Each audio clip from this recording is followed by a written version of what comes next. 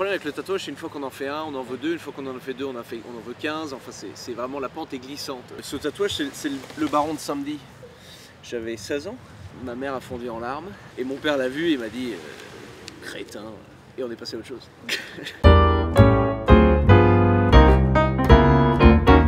Allez, demi-tour. Regarde, regarde. Oh, les mon chien. 7. Bah voilà. Voilà. C'est la naissance du Christ, quoi. Il fallait que ça soit quelque chose de pas commun. Ensuite, il fallait que ça soit un prénom romain. C'est éternel, alors. Il n'y a pas de choix, c'est Rome, c'est tout. S'il y avait une connotation slave, c'est plus. S'il y avait une connotation africaine, c'est plus. Si c'est 2 syllabes, il n'y a pas de surnom. C'était Marcus pendant les 6 premiers. On a changé il y a un mois. Parce que je suis pas fan de Marcus Sarkozy. C'est si là. S-Y-2-L-A. Tu sais que tu vas vraiment... Je t'ai niqué le maquillage. Tout. Un peu plus. Je sais. Je suis en train de mourir. Ça, c'est une cage à squat. Donc traction, et avec la barre qu'il y a là, bah, c'est tout. Hein. Je fais ça entre 5 à 7 jours par semaine. Là vraiment vous êtes dans mon intimité, mais j'ai mon carnet avec tous mes workouts pour traquer le progrès. Ce qui est bien, c'est que j'ai ma femme qui laisse des petits messages. Je te pouxe. Ça c'est elle, ça c'est moi. Oui, donc on alterne entre le surmasculinisme, virilisme, et puis ça permet de traquer les progrès, et aussi, chose qui est hyper importante, de savoir quand est-ce que j'ai commencé à avoir mal quelque part. Et ça c'est ma moto. On avait fait un grand tour dans le Maryland, on avait fait 4 ou 5 heures sur mon ancienne moto, ma moto Guzzi. On est toujours à un coup de poignet de la mort.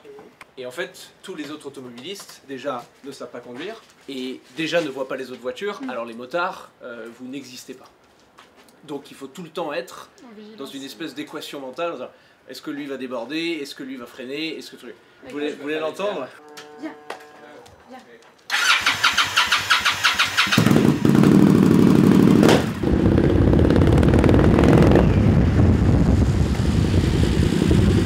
Dernière chose, vous avez vu qu'aujourd'hui c'est un jour un peu particulier. C'est un art martial qui est que autour du grappling. C'est que je t'attrape, je t'amène au sol, et ensuite je traverse une hiérarchie de positions jusqu'à ce que l'adversaire abandonne.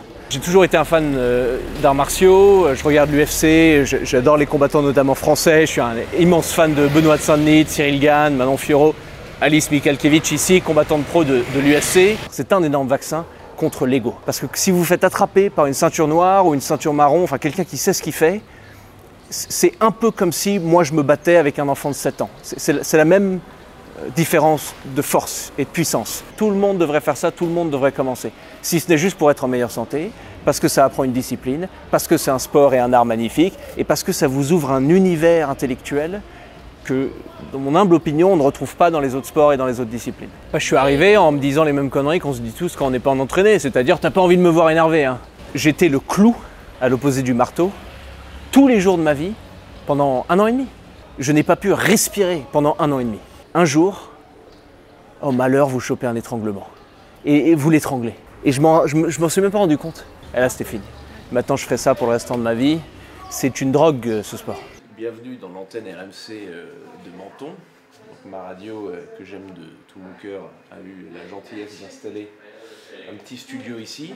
Donc, on a le boîtier. Ils m'ont tout appris comment on allume.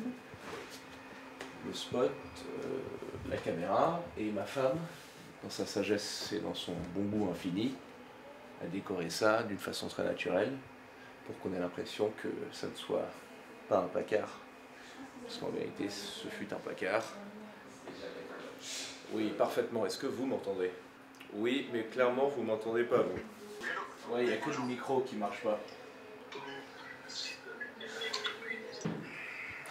Appuyez sur Anne.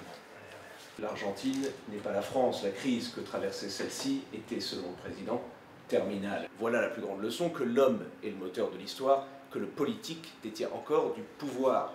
En Argentine, le mot libéral était une insulte, un terme inaudible, et pourtant... On fera ça à chaque fois. Parfait, super. Bonne journée. C'est pas si mal.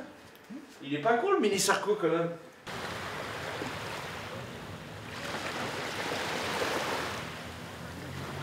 Ce tatouage, c'est le baron de Samedi. J'avais 16 ans, j'étais en Corse. Je me souviens, c'était un tatoueur qui vivait dans une espèce de toute petite maison. Il me semble que c'était à Ajaccio. Et son studio de tatouage était au premier étage et lui vivait au second, seul avec son chat. Ma mère a fondu en larmes. Oui. C'était au mariage de ma belle-sœur. Ça montre vraiment la différence entre une mère et un père parce que ma mère c'était vraiment une histoire. J'avais flingué le mariage en fait, c'était le sujet. Et mon père l'a vu et il m'a dit crétin. Et on est passé à autre chose. Et puis c'était mon seul tatouage pendant un moment. Et puis quand j'ai commencé à être un peu mordu par l'histoire, j'ai fait les autres. Est-ce que j'en ai un préféré? Je trouve que lui, il a de la gueule. Je suis numismate, moi, amateur. Je collectionne les pièces antiques et médiévales. Et celle-ci, c'est une pièce du 4e siècle de la ville grecque de Rhodes. Vous imaginez le mec qui a frappé cette pièce il y a 2000 ans, s'il savait que ça perpétuait aujourd'hui. Enfin, moi, j'ai toujours ça quand j'ai une de mes pièces en main. Je me demande combien de propriétaires. Le problème avec le tatouage, c'est une fois qu'on en fait un, on en veut deux, une fois qu'on en fait deux, on en veut 15, enfin c'est vraiment, la pente est glissante. Oui, j'ai tout à droite, je suis un homme de droite. Ce fut leur tatouage avec Louis Sarkozy. Je vous donne rendez-vous demain à 19h30 sur RMC LCI pour la continuation.